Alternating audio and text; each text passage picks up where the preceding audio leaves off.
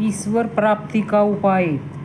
एक बार एक प्रसिद्ध फकीर के पास एक राजा पहुंचा और उसने मांगा कि मुझे उस स्थिति में ले जाए जिसमें आप पहुंच गए हैं।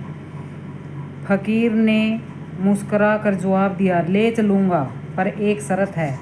कल सुबह 4 बजे मेरी कुटिया में आना, लेकिन ध्यान रखना अकेले आना, बिल्कुल अकेले।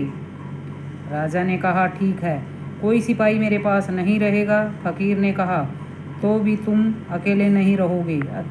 अध्यात्म की भाषा में अकेले होने का अर्थ है बिल्कुल अकेले।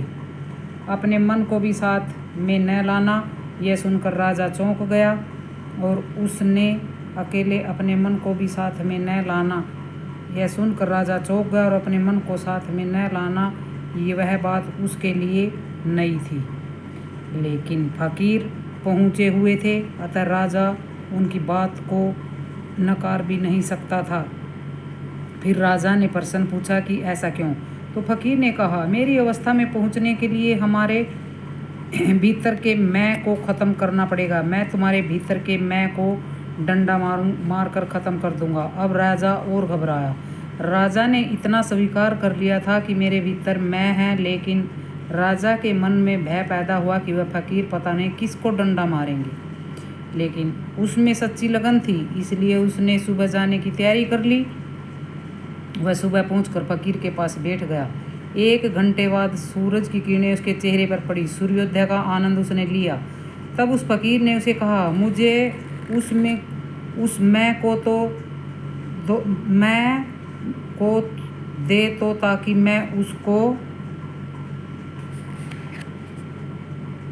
मैं उसे मार सकूं। राजा ने कहा, मैं तो नहीं मिला, पर जो मिल रहा है वह मैं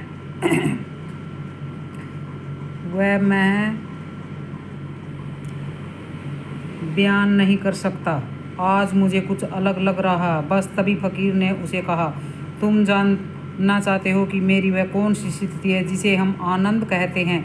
दरअसल मन का अभाव और मैं को मृत्यु आदमी को उस आनंद का अनुभव करा देती है जिसके अगले कदम पर परमात्मा होता है।